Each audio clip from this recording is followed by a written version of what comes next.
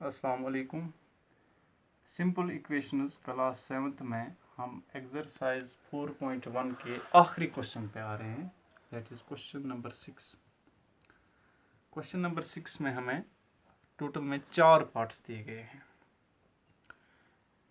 और क्वेश्चन में क्या दिया गया है, set up an equation in the following case. हमें सिर्फ एक इक्वेशन बनानी है। जैसे कि हमें इससे पहले जो क्वेश्चन था उसमें स्टेटमेंट दिया गया था and that we had to convert that statement into an equation.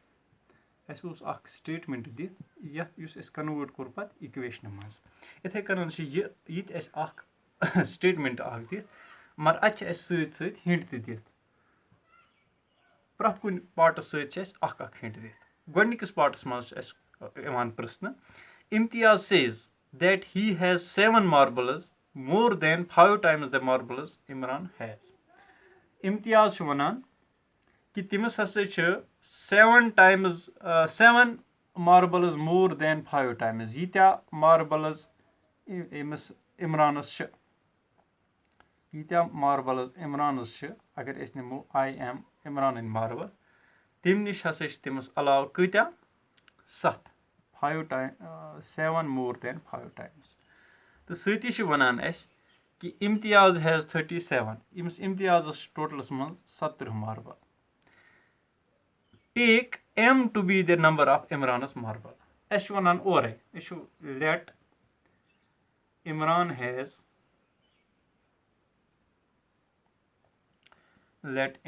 Has m marbles m number of marbles let the number of marbles Imran has be m वैसे भी हम लिख सकते हैं। तो अकॉर्डिंग टू क्वेश्चन में हमें क्या दिया गया है कि 5 times marbles Imran have means 5 times m उससे 7 ज्यादा इम्तियाज है 7 marbles more than 5 times the marbles Imran has. Imtiaz has 7 marbles more than the 5 times marbles that Imran has. Means 5m plus 7. और टोटल में कितने हो रहे हैं?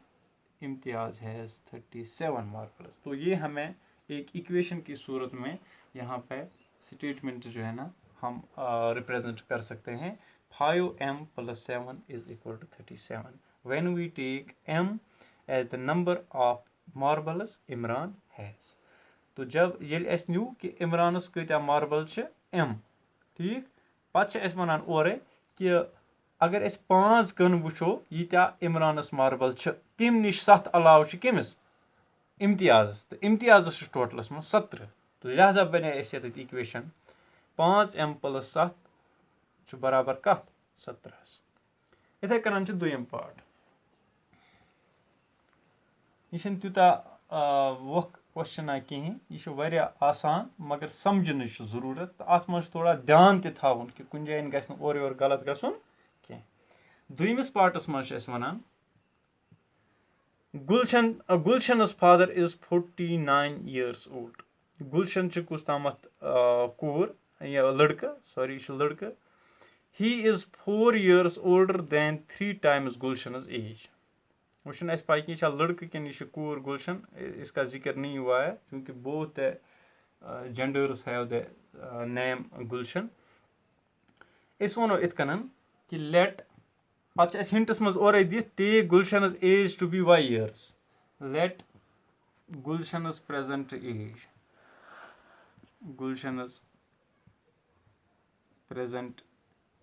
एज बी वाई इयर्स हम वाई इयर्स कंसिडर करते हैं गुलशन की प्रेजेंट एज। अब उसके ग्रैंडफादर की जो एज है दैट इज उसके फादर की जो एज है दैट इज 49। हम लिखेंगे यहाँ पे हिज ओब्लिक हर या गुलशनस father's age that is 49 years. Okay इसके बाद इनका जो फादर है he is 4 years older than 3 times गुलशनस एज 3 times गुलशनस एज का मतलब हो गया 3y ठीक है ना, 3y, और उससे 4 ईयर्स ज़्यादा मीन्स 3y + 4 दैट इज़ 49। तो अगर हम गुलशन की एज को 3 से मल्टीप्लाई करें और उसमें 4 ऐड करें, तब हमें उनके पापा की एज दैट इज़ 49 वो मिलेगा। तो लिहाजा जो इक्वेशन बन गई दैट इज़ 3y + 4 = 49। तो बहुत ही आसान है। इसी तरह से जो थर्ड पार्ट है इस क्वेश्चन का,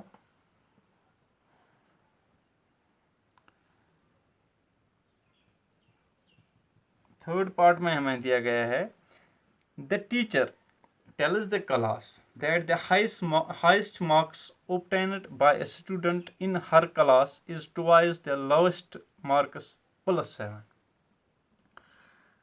एक टीचर अपने बच्चों से कहती है, जो उसके क्लास में बच्चे हैं, कि जो हमारे क्लास में हाईएस्ट मार्क्स ऑब्टेन हुए हैं, those highest marks they are twice the lowest marks, means twice the lowest marks, 2lm lowest marks मैं यहाँ पे lm से डिनोट कर रहा हूँ फिलहाल, +7 the highest score is 87, जो ये highest है that is 87, means 87 is equal to 2lm + 7। तो ऐसे मैं अगर लूँ तो ये इक्वेशन बन जाती है। Take the lowest score to be l, ठीक है ना। तो अब यहाँ पे हमें दिया गया है कि lm नहीं लेना है, l लेना है। हम ऐसे लेते हैं, लेट लोएस्ट स्कोर या मार्क स्कोर बी l, ठीक है ना। फिर अकॉर्डिंग टू क्वेश्चन में हमें क्या दिया गया है कि twice the lowest score means 2l + 7 that is highest score that is 87। तो हाईएस्ट स्कोर वहां से दिया गया है 87। तो ये इक्वेशन बन गई हमारे पास, 2l + 7 = 87। तो इस तरह से हमारा क्वेश्चन जो है ना ये सॉल्व हो गया। we represented the question in the form of an equation। इसके बाद चौथा पार्ट है इसी क्वेश्चन का, और ये लास्ट पार्ट है इस एक्सरसाइज के लास्ट क्वेश्चन का। तो लिहाजा हम आज ये एक्सरसाइज कंप्लीट करने जा रहे हैं। इन एन आइसोसेलेस ट्रायंगल, एक आइसोसेलेस ट्रायंगल जिसमें दो साइड्स बराबर होते हैं, ठीक है ना।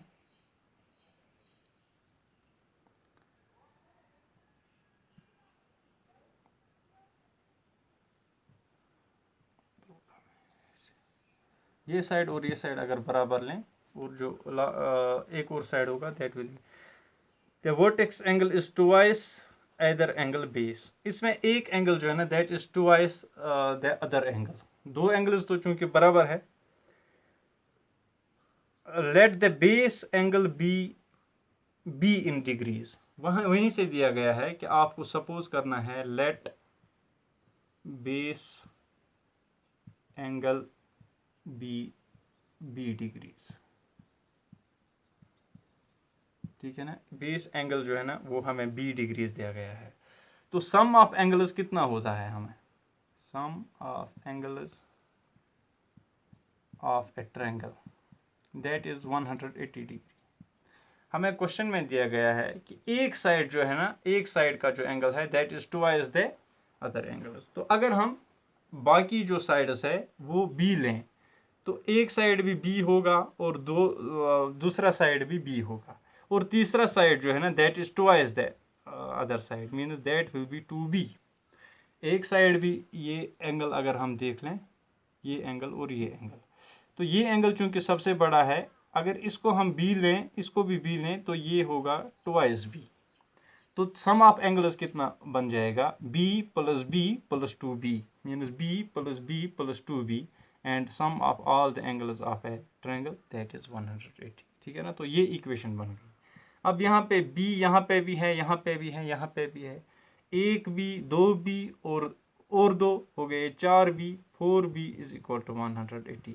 तो ये हमारे पास एक इक्वेशन बन गई। यानी एक इक्वेशन की सूरत में हमने ये रिप्रेजेंट किया कि ऐसा स्ट्रेस ट्रायंगल जिसमें one vertex angle is twice either base angle, जो दो बेस एंगल्स हैं उनके डबल का वैल्यू एक एंगल का होगा।